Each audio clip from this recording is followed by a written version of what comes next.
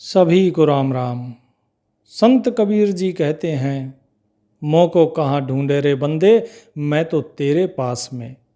ना तीर्थ में, ना मूरत में, ना एकांत निवास में, ना मंदिर में, ना मस्जिद में, ना काशी कैलाश में, ना मैं जप में, ना मैं तप में, ना मैं व्रत उपवास में, ना मैं क्रिया कर्म में रहता, नहीं जोग संन्यास में, नहीं प्राण में, नहीं पिंड में, ना मैं ब्रह्मांड आकाश में, ना मैं त्रिकुटी भंवर गुफा में, सब श्वासन के श्वास में। खोजी होए तो तुरंत मिल जाऊं, एक पल ही की तलाश में। कहें कबीर सुनो भाई साधो, मैं तो हूं विश्वास में। साहिब कहते हैं कि मैं कहीं नहीं हूं, मैं तो हर एक के श्वासों में बसा हुआ हूं, और यदि कोई खोजी हो तो मैं एक पल में मिल सकता हूं, अगर विश्वास हो तो। विश्वास ही है कि विश्वास से पत्थर भी भगवान है, और विश्वास नहीं है तो साक्षात भगवान भी अगर सामने आ जाए तो वो भी एक साधारण मनुष्य दिखाई देता है। ये इतिहास में अनेकों अनेक दृष्टांत हैं जहां पर स्वयं ईश्वर के सामने भी लोग विरोध में खड़े थे, क्योंकि विश्वास नहीं है। साहेब कहते हैं सब कुछ विश्वास का ही तो खेल है। तुम्हारी श्वासों पे विश्वास करो तो इन्हीं श्वासों में मैं हूं, और यदि विश्वास नहीं है तो मैं कहीं नहीं हूं। तुम कहीं भी चले जाओ, तीर्थ मूर्त कहीं भी, जितनी भी चीजें बताई हैं, जो करना है, जो भेष बनाना है बना लो, उससे कोई लाभ नहीं है यदि विश्वास नहीं है। आचार्य गरीबदास महाराज की वाणी में एक कथा आती है जहां वो बताते हैं कि गोकल गांव की गुजरी गंवार गई दूध बेचन मथुरा नगर पार, ज्ञानी गुनी पांडे ज्ञान समाध, नाम ही नौका यो ही मंत्र साध। अर्थात बहुत समय पहले की बात है, भारतवर्ष के छोटा सा गांव जिस गोकुल मथुरा के पास जो पड़ता है, जहां श्री कृष्ण जी पले बढ़े, वहां पे एक निर्धन लेकिन संतोषी जीवन जीने वाली एक महिला रहती थी, गुजरी। बुढ़िया थी, बुढ़िया को गोकुल में ब्रज भाषा में गुजरी कह देते हैं। तो वो जो गुजरी थी वो अपने जीवन यापन के लिए दूर दराज के गांव में जाकर दूध और दही बेचती थी। सादा जीवन, सरल वाणी और परोपकार में विश्वास रखने वाली यह स्त्री भले ही अनपढ़ थी, लेकिन मन से अत्यंत ही सरल, पवित्र और निर्मल थी। गुजरी का जीवन कठिनाइयों भरा था। पति की मृत्यु के बाद वह अकेली ही अपने 2 बच्चों का लालन पालन कर रही थी, किंतु उसकी आत्मा कभी नहीं टूटी। वो सदा भगवत भक्ति की ओर आकर्षित रहती, किंतु उसे ये ज्ञात नहीं था कि सच्ची भक्ति होती क्या है और प्रभु को कैसे पाया जाता है। एक बार उसे समाचार मिला कि पास के गांव में एक विख्यात संत पंडित ज्ञानेश्वर दास आए हैं। वह वेद शास्त्रों के ज्ञाता थे, अनेक उपनिषदों पर प्रवचन दे चुके थे, और उनके शिष्यों की संख्या हजारों में थी, लेकिन वह केवल उन्हीं को दीक्षा देते जो जिज्ञासु हो और समर्पित भाव से सत्य की खोज करें। अब गुजरी को यह समाचार मिला तो उसका हृदय उल्लासित हो उठा। उसने सोचा शायद यही वो अवसर है जब मुझे सच्चे अर्थों में भगवत नाम मिल सके। अगले दिन प्रातःकाल वो अपने दही के 2 मटके लेकर और मथुरा की तरफ चल दी। वो सोच चुकी थी कि आज मुझे सिर्फ व्यापार नहीं करके आना, बल्कि आज जीवन का अर्थ समझ कर आना है मुझे। तो जो गुजरी पंडित ज्ञानेश्वर दास के समागम में पहुंची तो वो प्रवचन दे रहे थे, और वहां पहले से ही विद्वानों की भीड़ थी। सब अपनी अपनी पुस्तकें, शंकाएं और तर्क लिए बैठे थे। पंडित जी गीता पर व्याख्यान दे रहे थे कि जो श्रद्धा से हरि का नाम जपे वही इस भवसागर से पार उतरता है। गुजरी की आंखें भर आई। वो धीरे धीरे आगे बढ़ी और विनम्रता के साथ पंडित जी के चरणों में झुक गई। गुजरी ने कहा, महाराज, मुझे अपने जीवन का सार चाहिए। मुझे प्रभु का नाम दीजिए। पंडित ने पूछा, तुम कौन हो? क्या तुम्हें वेद शास्त्र का ज्ञान है? गुजरी ने कहा, महाराज, मैं केवल एक साधारण औरत हूं, दूध बेचती हूं, पर मन से भगवत प्राप्ति की अभिलाषा रखती हूं। पंडित जी ने मुस्कुराते हुए कहा, सच्ची श्रद्धा में ही सत्य का निवास है। अच्छा बताओ, क्या तुम हरि नाम का जाप करने के लिए तैयार हो? गुजरी ने कहा, महाराज, मैं अपने प्राण भी दे सकती हूं, पर नाम का सुमरन कभी नहीं छोड़ सकती। यह सुनकर पंडित जी ने उसे राम नाम की दीक्षा दी और समझाया, इस नाम का सुमरन करना दिन रात, सुबह शाम, हर समय, क्योंकि यह नाम ही वो नौका है जो तुम्हें भवसागर से पार लगाएगी। गुजरी उस दिन से राम नाम का जाप शुरू करने लगी। रोजाना सुबह शाम जब भी उसे वक्त मिलता वो नाम का सुमरन करती। अब धीरे धीरे वो दूध बेचते हुए, खेतों में काम करते हुए, बच्चों को सुलाते हुए हर समय नाम जपती रहती। धीरे धीरे उसमें एक दिव्य परिवर्तन होने लगा। उसका चेहरा तेजस्वी होने लगा। उसके चेहरे पर एक निखार आया, एक तेज आना शुरू हुआ। उसकी जो वाणी थी उसमें मिठास आनी शुरू हो गई। उसके आसपास रहने वाले लोग एक शांति का अनुभव करने लगे। वो जहां से भी गुजरती ऐसा लगता मानो सभी के हृदय में शांति छा गई हो। नाम सुमरन के साथ वो जीवन में बहुत ही सहज हो गई। उसे अब दुख भी उतना दुखद नहीं लगता था और सुख का भी कोई मद, कोई अहंकार नहीं था। एक दिन वो गोकुल लौट रही थी मथुरा से दूध बेचकर और दही बेचकर, तो सामने यमुना नदी उफान पर थी। ज्यादातर नदी एक नाव से पार की जाती थी, लेकिन उस दिन नाव भी नहीं थी। अब नदी उफान पर थी, लोग किनारे खड़े थे, कोई पार नहीं कर रहा था। लेकिन गुजरी ने सोचा कि गुरुजी ने कहा कि भवसागर से ये नाम पार करा सकता है। अरे ये तो मालिक का नाम है। जब हरि का नाम अगर भवसागर से पार करा सकता है तो ये तो एक छोटी सी नदी है।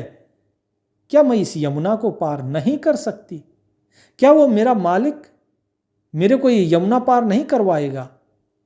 उस गुजरी ने आंखें बंद करी, हाथ जोड़कर राम नाम का जाप किया, राम राम राम। और जब उसका विश्वास दृढ़ था तो उसने नदी के अंदर पैर रखा और आश्चर्यजनक रूप से जल ने उसे छुआ तक नहीं। वह मानो जल के ऊपर चल रही थी। नदी ने मार्ग दिया और गुजरी पार पहुंच गई। किनारे खड़े लोगों की आंखें फटी रह गई। सभी ने देखा कि एक साधारण औरत ने राम नाम के बल पर वह कर दिखाया जो असंभव था। गुजरी के मन में विश्वास और दृढ़ हो गया। अब वो नित्य प्रतिदिन गोकुल से मथुरा जाती, अपनी दूध दही लेकर, और राम राम करती नदी के ऊपर से चलती हुई पार हो जाती और चलती ही हुई वापस आ जाती। अब उसके मन में एक इच्छा जागी कि जिस गुरु ने मुझे ये नाम दिया है वो मेरे घर पधारें, ताकि मैं उनका आदर सत्कार कर सकूं और मेरा पूरा परिवार भी ये सौभाग्य पा सके कि उनके दर्शन हो। वो दोबारा वापस गई गोकुल और पंडित जी से निवेदन किया कि महाराज कृपया करके मेरे घर चलिए। मैं चाहती हूं कि मेरे बच्चे भी आपका दर्शन करें और राम नाम को अपनाएं। मैं आपको अपना गुरु धारण कर चुकी हूं, लेकिन मैंने गुरु दीक्षा नहीं दी। आप मेरे घर आके मुझे कृतार्थ कीजिए, मेरे घर पर चल के भोजन कीजिए। पंडित जी बोले, गुजरी, तुम्हारा गांव तो नदी के उस पार है ना? बोली, हाँ, अभी तो वहीं उसी पार है। बोले, अभी तो फिर नाव भी नहीं है, फिर मैं कैसे चलूंगा? गुजरी बोली, महाराज, राम नाम का बल है ना। अरे राम नाम की नौका ही तो है जिस पर चढ़कर पार जाना है। जब भवसागर पार जाना है तो छोटी सी नदी है। आप ही ने तो कहा था कि नाम ही पार लगाता है। यह सुनकर पंडित जी हंस पड़े अरे पगली, वो तो मैंने साधारण लोगों को समझाने के लिए कहा था। तुम्हें सचमुच लगा कि नाम से जल भी पार किया जा सकता है? गुजरी गंभीर हो गई। बोले, महाराज, मैं कोई शास्त्रज्ञ तो नहीं हूं, पर मैंने नाम के बल से इस नदी को पार किया है। एक बार नहीं, कई बार पार किया है। आप मेरे साथ आइए और देखिए राम नाम क्या करता है। गुजरी आगे बढ़ी और जैसे पिछली बार राम नाम का जप करते हुए नदी में उतरती थी, ऐसे ही उतरी। लेकिन उतरते ही पंडित जी ने उसका हाथ पकड़ लिया। बोले, अरे बुढ़िया, कहाँ जा रही है? डूब जाएगी। साहिब अपनी वाणी में कहते हैं कि पंडे को नाम सुनाया सरीत, गुजरी के दिल में आई जो प्रीत। गुजरी नगर दूध बेचा विचार, नाम ही नौका मन में उचार। बहुर गई फेर पांडे के पास, चलो मिसर गाम तोरी में दास। पंडित कहे नाव आवे जो घाट, स्वामी सेवक दोनों चाले जो बाट। पंडित ने हाथ पकड़ के कहा कि अरे रुक जाओ, अभी नाव नहीं है, डूब जाओगी। अरे नाव को आने जो, जब नाव घाट पर आएगी तो तुम और मैं दोनों साथ में बैठकर चलेंगे। गुजरी ने कहा, गुजरी कहे नाम नौका चढ़ो, सुनो मूड पाडे तुम काहे पढ़ो। पंडित कहे नाम नौका कहाँ, बेथाह जमुना हम यहाँ ही वहाँ। गुजरी कहती है कि आप क्यों पढ़ते हो, इतना पढ़ते किस लिए हो? अरे जब नाम की नौका है तो नाम की नौका पर चढ़ो और आओ। ये मूर्खतापूर्ण बातें आप कैसे कर रहे हैं गुरुजी? ऐसी बातें आपको शोभा नहीं देती। आपने मुझे नाम दिया है, जब मुझे उस नाम के ऊपर विश्वास है तो आप विश्वास क्यों नहीं कर रहे हैं? पंडित जी बोले कि अरे वो नाम की नौका है कहाँ, जिस नौका की तुम बात कर रही हो? यहां तो बेथा जमुना ही जमुना है, इधर से लेकर उधर तक, और वो भी उफान पर। गुजरी ने कहा, गुजरी कहे नाम नौका नजीक, दिल के दरिया बीच चलना न बीक। गुजरी कहे नाम नौका विमान, पल्लू न भीजा जो उतरी अमान। गुजरी ने कहा कि वो नाम की नौका तो नजदीक ही है, वो तो आपके इस दिल के दरिया के अंदर है। आपने जो बताया मैंने तो उसी का ही अनुसरण किया और मैं उसी पर ही चल रही हूं। और इस प्रकार अपने गुरु को कहती हुई गुजरी राम राम जपते हुए नदी के अंदर उतर गई। और फिर से वही चमत्कार, नदी का जल स्थिर हो गया और वो आसानी से राम राम करती हुई पार हो गई। किनारे पर खड़े पंडित जी अब स्तब्ध थे। उन्होंने देखा कि वह औरत जिसे वह अशिक्षित मानते थे, वह नाम की सच्ची साधक बन चुकी थी। लेकिन फिर भी अपने मन में संशय से भरे हुए थे। क्या यह कोई संयोग है? गुजरी ने दूर से पुकारा, महाराज राम नाम का सुमरन कीजिए और आ जाइए। पंडित जी मन में विचार करने लगे, यदि मैं डूब गया तो मेरी विद्वता पर प्रश्न उठेगा, और इस भय से वो वापस लौट गए। गुजरी ने अपने बच्चों को वही नाम सिखाया। पूरे गांव को उसने यही शिक्षा दी, क्योंकि जब पूरे गांव ने देखा कि ये कैसे नदी के ऊपर चल रही है, तो उसने यही शिक्षा दी सबको कि नाम सुमरन करो। धीरे धीरे गांव में सभी लोग नाम सुमरन करने लगे। पंडित जी वर्षों के बाद फिर आए। उन्होंने देखा कि वो साधारण गुजरी अब सैकड़ों को नाम की राह दिखा रही थी। तब उसने स्वीकार किया कि गुजरी, तुम मेरी नहीं बल्कि मैं तुम्हारा शिष्य हूं। तुमने श्रद्धा और अनुभव से वह सिद्ध किया जो मैं ज्ञान से भी नहीं कर पाया। गुजरी ने हाथ जोड़कर कहा, महाराज मैंने तो केवल राम नाम को पकड़ा है। गुरु ने दिया और मैंने जीवन बना लिया। मैंने कभी संशय नहीं किया। मैं बाकियों की तरह तर्क करना नहीं जानती।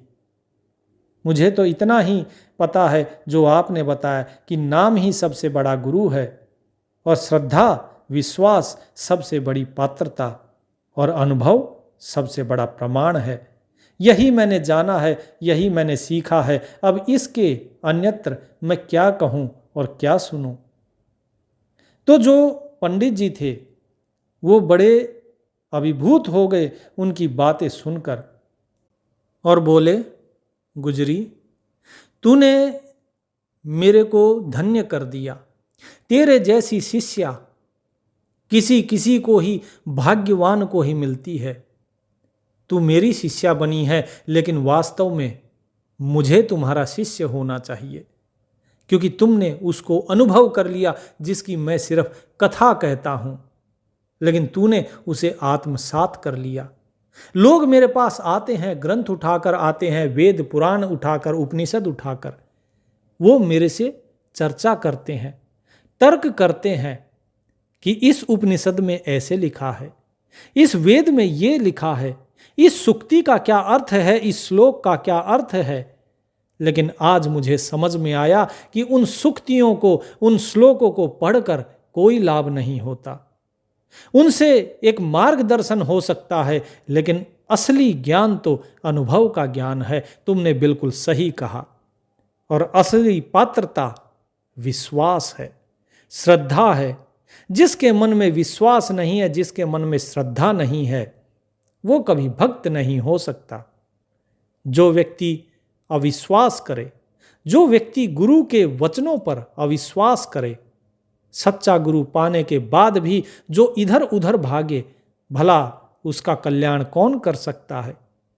कितने ही मेरे पास शिष्य आए हैं जो तर्क करते हैं, एक से एक बढ़ के तर्क करते हैं, ज्ञान चर्चा करते हैं, लेकिन उनकी वो ज्ञान चर्चा केवल उनके अहंकार को ही जन्म देती है, ज्ञान को जन्म नहीं देती। क्योंकि तर्क पुस्तक, ग्रंथ, वेद, उपनिषद इनके आधार पर होता है, स्वयं के अनुभव के आधार पर नहीं। क्योंकि जिसने स्वयं का अनुभव कर लिया, उसके पास तर्क करने के लिए कुछ रहता ही नहीं। गुजरी ने कहा कि महाराज, आपने जो कहा बिल्कुल सत्य है। आपने मुझे कहा नाम सुमिरन करो, मैंने नाम सुमिरन किया। मेरा प्रेम था, मेरी श्रद्धा थी आपके वचनों पर। और उसके बाद जो भी मैंने अनुभव किया, उसके बाद पूछने के लिए कुछ बचा ही नहीं। जैसे जैसे अनुभव होता गया, मेरा विश्वास दृढ़ होता चला गया। मैं समझ गई कि जो भी ज्ञान इन वेदों में, इन ग्रंथों में, इन उपनिषदों में जो भी कुछ लिखा है, ये किसी और का अनुभव है। और मैंने उस अनुभव को महसूस किया। और जब उसी अनुभव को मैंने महसूस कर लिया है, तो फिर मैं तर्क किस चीज पर करूं। तर्क करने के लिए कुछ बचा ही नहीं।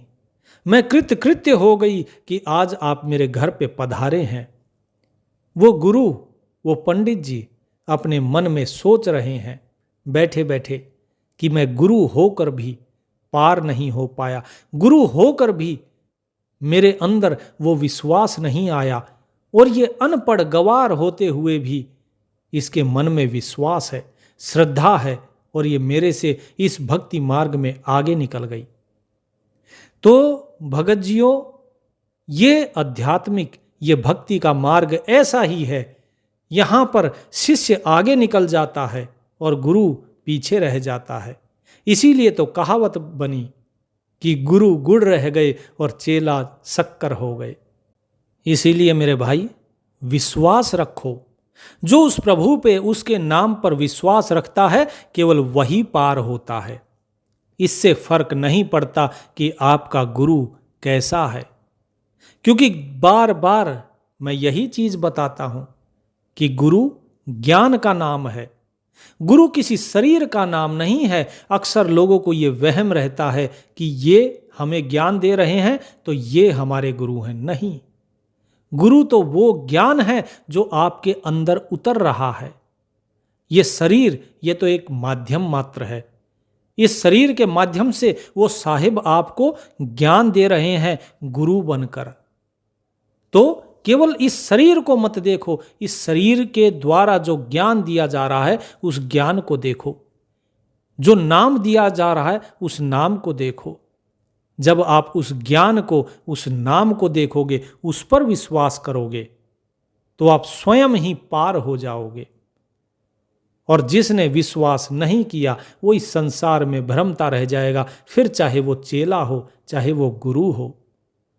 कबीर साहिब कहते हैं, जो कोई मिला सो गुरु मिला, चेला मिला न कोय, चेले से चेला मिलाए तो कुछ होए तो होए। कि हमें जो भी मिलता है वो गुरु ही मिलता है। कहने का अर्थ ये है कि अगर हम किसी को ज्ञान देते हैं तो वो उल्टा हमें ही ज्ञान सुनाने लगता है, लेकिन कोई चेला नहीं मिलता। चेले का अर्थ कौन है? चेले का अर्थ है जो सीखता है, जो ग्रहण करे ज्ञान को। कि ज्ञान को ग्रहण करने वाला कोई नहीं मिलता, उल्टे ज्ञान देने वाले मिलते हैं। तो बात तो जब बनेगी जब चेले से चेला मिलता है, यानी कि सीखने वाले से जब कोई सीखने वाला मिलता है तो दोनों का कल्याण होता है।